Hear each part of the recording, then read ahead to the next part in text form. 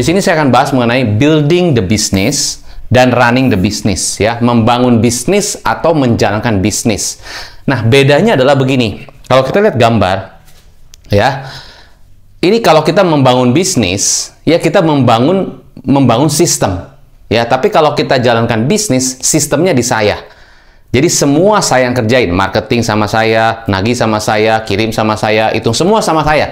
Jadi sistemnya ada di saya. Jadi kalau saya hari itu nggak kerja, nggak datang ke toko, nggak datang ke kantor, berarti nggak jalan semuanya. Semua karyawan ke saya semua, karena sistemnya di saya. Nah, itu menjalankan bisnis. Tapi kalau membangun bisnis, saya bangun bisnis sistemnya, sehingga saya tidak perlu di sana, harus terus-terusan di sana maksudnya. Sistem itu bisa membantu tim saya menjalankan kerjaan mereka. Saya harus di sana nggak? Harus di sana, tapi nggak setiap kali mengandalkan saya. Jadi saya tidak percaya istilah autopilot. Karena menurut saya, membangun bisnis itu walaupun kita bisa tinggalkan, tapi bukan benar-benar tinggalin total. Jadi saya tidak percaya bisnis autopilot. Justru yang saya percaya adalah bisnis is system. Dan saya percaya bahwa business owner, ya, walaupun mereka tidak harus setiap hari di kantor, tapi mereka memikirkan bisnis dari sisi helicopter view. Jadi tetap jalan by system, bukan by owner. Jadi yang saya percaya adalah bisnis berjalan by system, bukan berjalan autopilot, saya tinggalin semua. No. Ya, oke. So, di gambar ini, misalnya Anda punya bisnis A, bisnis B, bisnis C. Ya, di sini Anda CEO, di sini Anda CEO, di sini juga Anda CEO. Coach, tapi saya di sini pakai partner. Oke, partner. Di sini saya juga pakai partner, coach. Boleh, pakai partner. Di sini juga saya pakai partner, coach. Oke. Boleh. Jadi saya partneran dengan berbagai teman-teman saya partner di mana-mana gitu ya. Lalu tapi semua saya, ya ada beberapa yang mungkin dia lebih in charge. Nah, saya begini coach, saya tuh kadang ke sini, kadang ke sini, kadang ke sini, ke sini gitu kan. Partner saya ada di sana, tapi tetap harus saya yang bolak-balik. Nah, ini pertanyaannya begini. Terus saya punya tim, ya ada di sini ada tim. Di sini juga ada tim. Di sini juga ada tim.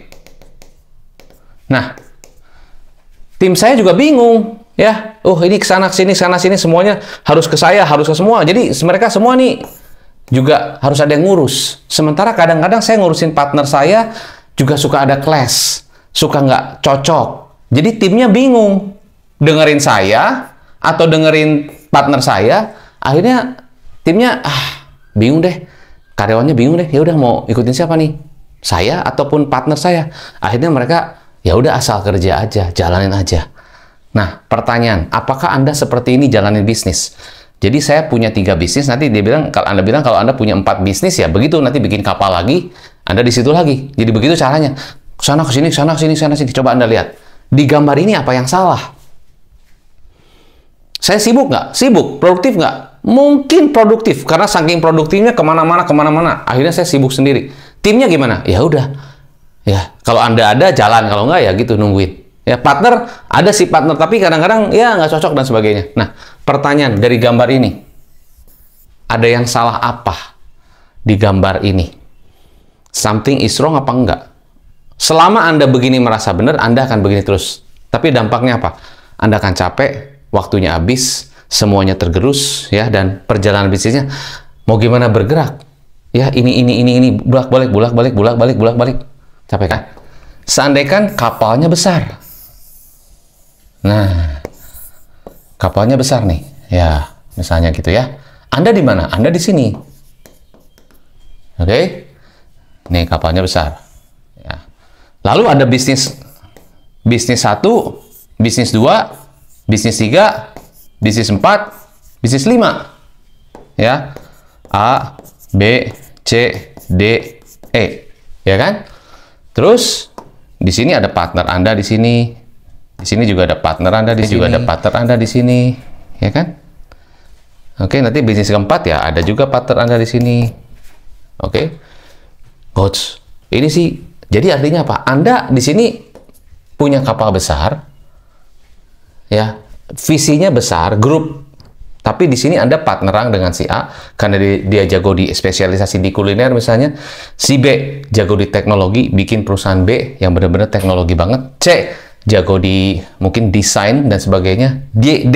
Dia jago untuk bikin apa? Dia jualan untuk barang-barang plastik gitu ya. Misalnya yang murah-murah dan sebagainya, dia bisa manufacture bikin plastik, misal gelas, mangkok, piring dan sebagainya, dia bisa tuh. Nah, jadi semuanya itu ini mereka adalah CEO di dalam bisnis Anda. Di dalam grup bisnis Anda. Anda apa? Anda juga CEO di grup ini. Dan Anda partneran dengan teman-teman Anda. Nah, kalau Anda lihat kapalnya begini, akankah lain Anda lihat bisnisnya? Memang ada kesulitan, memang ada tantangan. Yes, timnya gimana? Ya, timnya nanti tinggal dipilih. Yang di mana mereka. Tapi semua di dalam satu kapal besar. Nah, pertanyaan. Di gambar kapal yang ini sama kapal yang tadi, ya, mana yang membuat Anda lebih fokus? Apakah saat ini Anda mesti ngubah kapalnya? Oke, yang berikutnya. Nah, di sini saya lihat tujuan bisnis kedua, bisnis scale up. Bisnis scale up apa? Bisnis yang bisa berkembang dan bisa banyak punya cabang mungkin. Kalau kita punya restoran, rumah makan, ya, salah satu caranya bukan hanya kita buka cabang gimana? Yaitu salah satunya supaya scale up bisa distribusi. Misalnya saya buat sambelnya bisa terdistribusi, saya buat keripiknya bisa terdistribusi, ya. Jadi kita bukan hanya fokus kepada rumah makannya, tapi barang kita bisa terdistribusi, itu namanya selling. Oke, so yang pertama adalah leads generation. Lead generation adalah bagaimana sebuah bisnis itu bisa mendatangkan traffic calon customer atau traffic dari prospek. Ini penting sekali ya, sebuah bisnis yang gagal, yang bangkrut, itu karena mereka tidak ada aliran calon customer yang masuk. Bahkan mereka nggak tahu bagaimana mendatangkan customer. Yang ada adalah mereka hanya fokus kepada customer-customer existing. Sehingga dengan demikian, yaitu customer existing didatangin terus, lama-lama mereka, saya udah ada kok barangnya, mau apa lagi? Dan mereka terus fokusnya di sana. Ya, kalau customer itu nggak beli, ya udah deh, bisnis pasti kan down, pasti kan turun. Maka itu kita harus pikirkan bagaimana caranya, ya, supaya jangan sampai cuma mengandalkan customer-customer yang ada. Makanya harus ada lead generation strategi. Kedua adalah leads conversion. Jadi bagaimana yang datang, yang nanya-nanya, jadi beli, ya, conversion. Lalu operation excellence. Operation excellence adalah gini, jangan sampai bisnis Anda itu customer kecewa karena servisnya kurang bagus, pelayanan kurang bagus, dan akhirnya mereka merasa, aduh, saya cuma sekali aja ke bisnis Anda karena mereka kurang happy. Nomor 4 adalah tim, system. Nah, jadi kalau menurut saya 4 hal ini adalah semuanya basically system.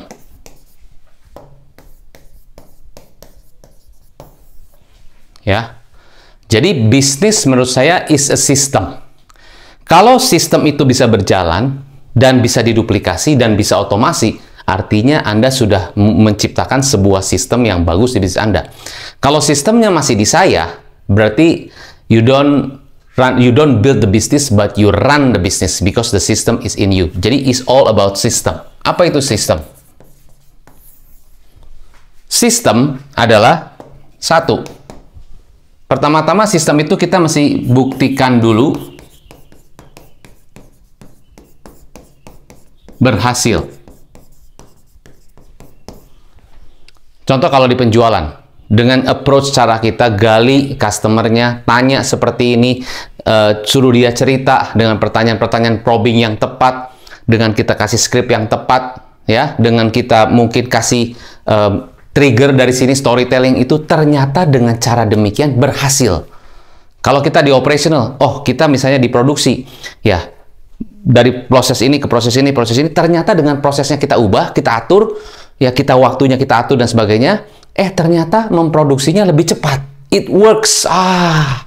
Tadinya saya produksi untuk produk seperti ini bisa lama, misalnya cukup memakan waktu 1 jam, dengan sistem seperti itu 1 jam, tapi hasilnya lebih banyak. Itu berarti it works.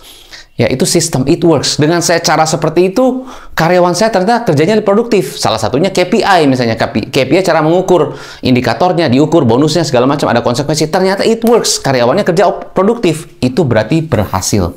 Pertama-tama buktikan dulu berhasil. Apa yang Anda lakukan di bisnis Anda, buktikan berhasil. Nomor 1.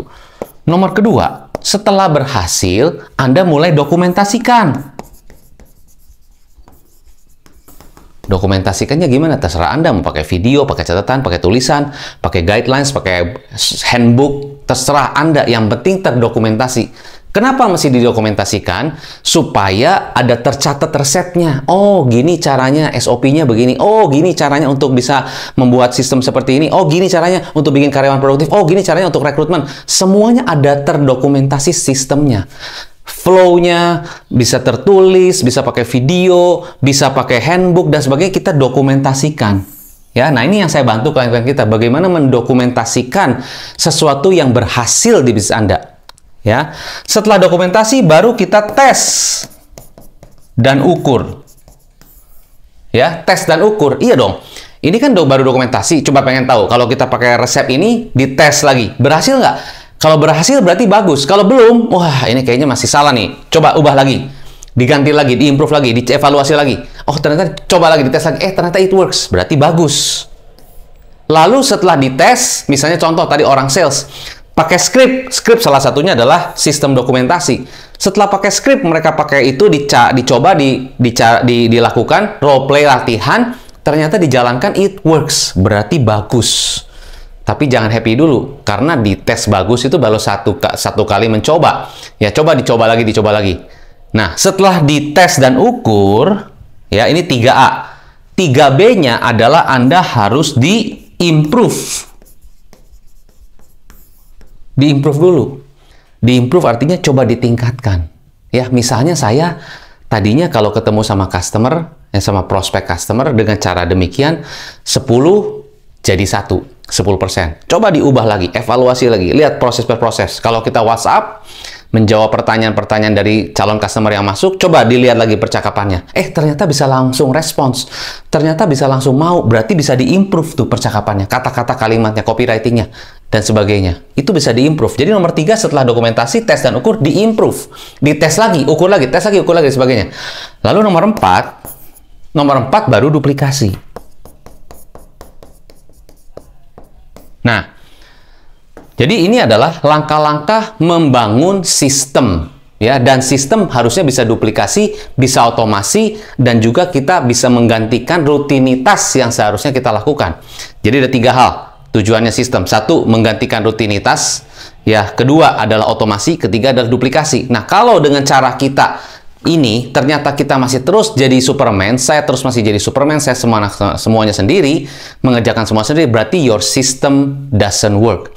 Berarti masalah di Anda bukan masalah sibuknya atau bukan masalah bisnis Anda gimana, maybe because your system, mungkin adalah sistem di perusahaan Anda atau di bisnis Anda itu belum jalan. Nah, Coach, di mana aja saya mesti bikin sistem? Di setiap divisi bisnis Anda, di setiap proses Anda, di setiap flow-nya, semua is a system. Ya, McDonald's bisa begitu besar, bisa scaling up di mana-mana, because they're not selling hamburger. Mereka tidak jual burger, mereka juga tidak jual franchise, mereka jual sistem. What they build is they build a system. Ya, supaya bisa duplikasi, bisa rutinitas diganti, bisa otomatis, semua itu sebuah sistem. Nah, jadi di bisnis Anda, cara bedanya membangun bisnis dan menjalankan bisnis adalah menjalankan bisnis sistemnya di saya. Kadang saya lupa, kadang saya lagi rajin-rajin, kadang saya jadi di saya, nggak tentu. Timnya juga bingung, ya, nanti rekrutmen pakai cara sendiri, interview, betul kita bisa sih, kita bisa ngeflow segala bisa, tapi kalau bener-bener cowboy, nggak ada sistemnya, ya nanti setiap kali rekrutmen bingung lagi mulainya dari mana, karena tidak pernah dicatat. Tapi kalau kita mulai membangun sistem, ya, rekrutmen, bikin laporan keuangan, operation, untuk marketing, untuk sales, segala macam, semuanya sudah tersistemasi, itu sangat memudahkan. Coach, tapi kalau ada sistem jadi kaku dong. Siapa bilang? Justru dengan ada sistem itu malah kita lebih enak flow-nya. Ya mau kita fleksibel kreatif juga ada panduannya. Tapi kalau kita nggak ada sistemnya, nggak ada panduannya, nggak ada guidelines-nya, kita sebebas-bebasnya, sekreatifnya malah jadi kemana-mana. Akhirnya berantakan, nggak tersusun rapi, nggak ada framework-nya dan sebagainya, nggak ada guidelines-nya. Itu malah membuat kita akhirnya berputar-putar di situ aja. Jadi saran saya, kalau Anda memang punya bisnis, ya, coba lihat di gambar saya pertama. Are you building the business or are you just running the business? Kalau building the business, coba lihat gambar kedua saya. Ya, ini adalah salah satu bisnis modelnya. Dia tidak mau saya running kemana-mana. Saya mau dalam satu kapal saya, kalaupun ada berbasis, semuanya di dalam kapal saya. Jadi clear. Ini juga sistem. ya. Lalu coba scaling up sistemnya bagaimana? Ada lead generation, lead conversion, operation excellence, team building, sistem. Misalnya, Anda membuat sebuah sistem untuk lead generation. Bagaimana traffic atau bagaimana Anda mendatangkan traffic masuk ke bisnis Anda.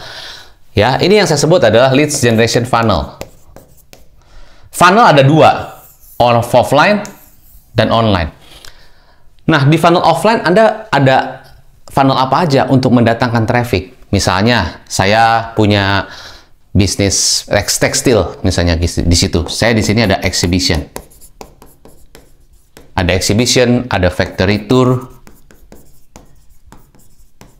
ya, atau kita kerjasama dengan apa, dengan mana, sehingga orang mau merekomendasi atau mereferensi bisnis Anda. Itu semua adalah satu sistem untuk funneling offline. Juga bisa jadi networking event. Anda ikut sebuah networking organization di mana Anda bisa mengenalkan perusahaan Anda ke orang lain. Itu namanya funnel dari offline. Lebih banyak, lebih bagus.